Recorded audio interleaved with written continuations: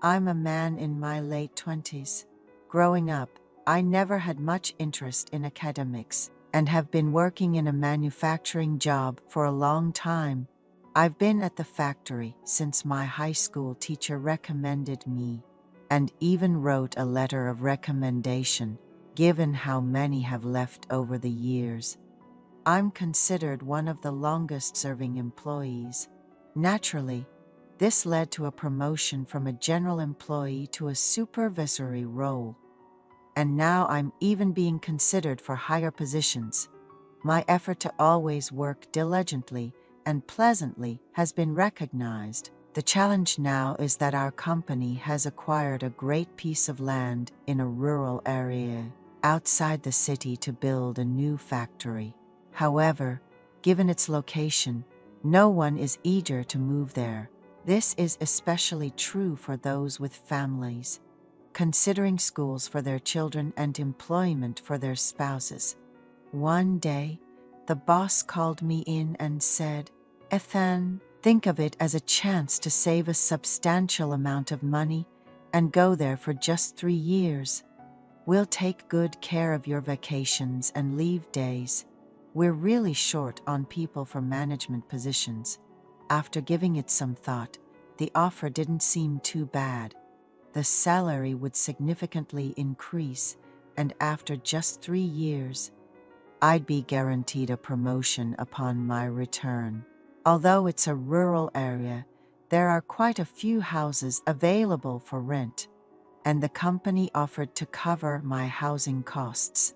Considering everything, it didn't seem like a step down from my current situation. The only downsides might be the challenge of dating and a lack of nightlife, but I'm still in my late 20s, and I figured it could be a good opportunity to save up some money. A few days later, I went to my boss and said, "I'll go.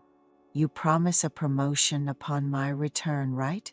We had this conversation, and then I found out I had to move much sooner than expected. With only about 3 weeks to prepare, I had to quickly find a place to live and book a moving service. Since I couldn't visit the place myself, I relied on recommendations from coworkers who were also moving to find a place in a similar neighborhood. I ended up in an old row house, which was quite spacious at around 70 square meters and had recently been renovated, so the condition wasn't bad. However, it was located in a more secluded part of the neighborhood, with fields right outside the window. I could see tractors passing by, and at night, all you could hear were the sounds of crickets. It was a 10-minute walk to the nearest grocery store. Still, there was a shuttle bus for commuting, and I didn't mind the walk, so it seemed like it would be manageable. The first month was incredibly busy, with adapting to the new environment and training many new employees. After about a month, I finally took a 3-day break and spent my time lazily at home. One day, I opened the window for some air and found myself gazing out at the fields, where I saw a woman working. She wore a wide-brimmed hat and a floral scarf that covered her face, making it hard to see her clearly. But it was evident she was diligently working in the field. She was wearing the kind of loose pants common in rural areas. But what struck me as unusual was that she seemed quite tall and slender, not quite what you'd expect from someone in this neighborhood. I found myself inexplicably drawn to watching her, and before I knew it, I had dozed off and enjoyed a leisurely nap on my day off. Then, one day on my way home from work, I encountered the woman I had seen from my window. I was walking home from the company shuttle bus stop and saw her working in a field close to the road, driven by curiosity and a desire to know more about her.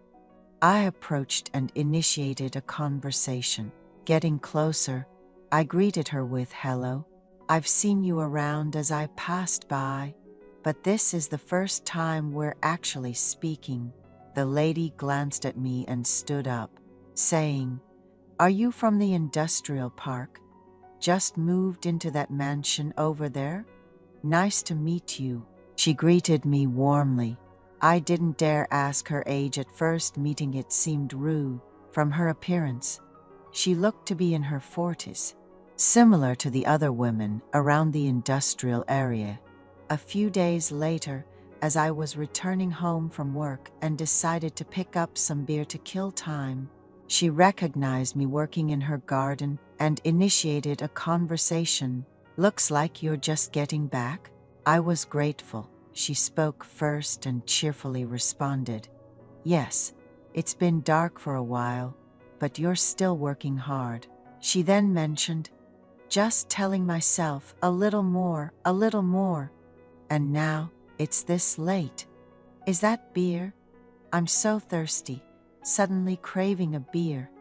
Seeing a good opportunity, I cautiously asked, "If you're not too busy, would you like to join me for a drink? I don't really know anyone around here, so it's a bit lonely." To my surprise, she happily agreed, dusted off her clothes, and followed me home. Upon arriving, she asked, "I'm a bit sweaty. Could I borrow a shirt? I'll just rinse off quickly." I was momentarily taken aback, but lent her a casual shirt and shorts. She then offered to cook with whatever was available at my place. In no time, she whipped up a delicious homemade meal that we enjoyed with the beer. As the alcohol set in and we chatted, she revealed she was in her 60s. I was honestly shocked. I would have guessed late 40s at most. She shared that her husband had passed away before their children were born, and since then, she has been living alone. As we got to know each other over drinks, we found ourselves lying on the floor, deep in conversation until our eyes met. I'm not sure what came over me, but I moved closer, and when she didn't pull away, our lips met. We naturally spent a pleasant time together until the early morning. Dew began to fall. Feeling it was only right, I composed myself and walked her home in the fresh night air. Turns out, she didn't live far. Despite the awkwardness, I was somewhat exhilarated as I returned home and eventually fell into an exhausted sleep. Heading to work the next day, I started to second-guess what had happened. In such a small rural community, rumors of our unusual relationship could spread, and I began to worry. Returning home after work with mixed feelings, I found her, dressed casually this time, waiting at my doorstep. She said, "I noticed you didn't have much for sides, so I made some. Please, take care." She was about to leave right after dropping them off. I couldn't just let her go, so I awkwardly invited her. "Since you've made the effort to bring the sides, why not stay for dinner?" During dinner, I learned she was the same age as my grandmother. My grandmother had my father at a very young age, so the age gap wasn't that big. The realization that I had been intimate with someone my grandmother's age added to my confusion.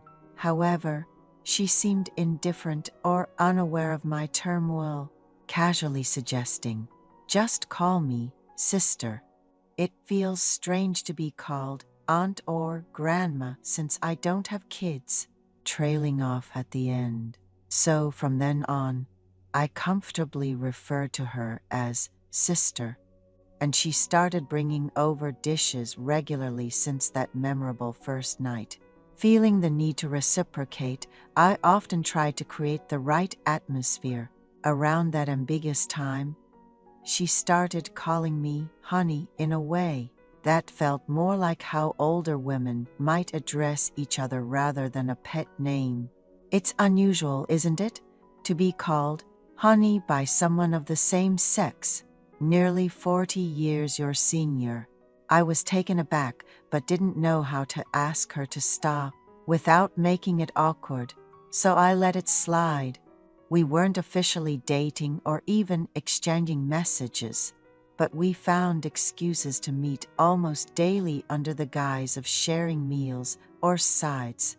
Up until then, my experience with older women was virtually non-existent. My social circle was mainly mid-20s. Women I met through work or younger friends introduced by pals. But now, our secret rendezvous weren't just confined to my place or hers. We even met in secret in the fields. Initially, I was terrified of getting caught by the neighbors, but with each daring encounter, we grew bolder. In areas without proper street lighting, unless someone was intentionally shining a flashlight, we were practically invisible. What started with my heart racing eventually evolved to me enjoying our meetings even more than her, to the point where getting caught never even crossed my mind. I'd casually suggest, "Let's meet in the fields tomorrow." This went on for almost 3 months until a new woman around my age, in her late 20s, joined our factory.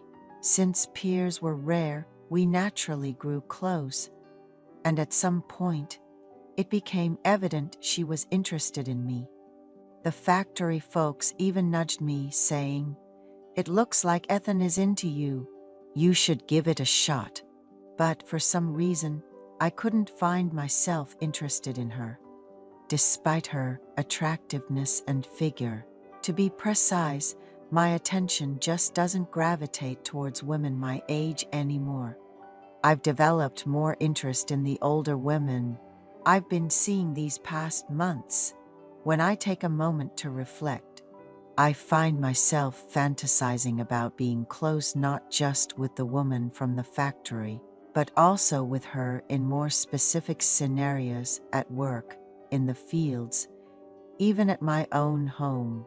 The folks at the factory seemed to want to push us together, so I made an excuse, saying, "I'll be here for over 2 years, and if we break up, it'll just be awkward." I really don't like that kind of discomfort. They didn't press further, but I could tell they were disappointed.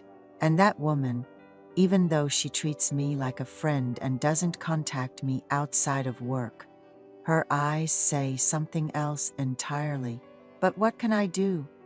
I no longer find women my age appealing, even while enjoying my time with this older woman. Thoughts like, "This really isn't right," keep creeping up on me.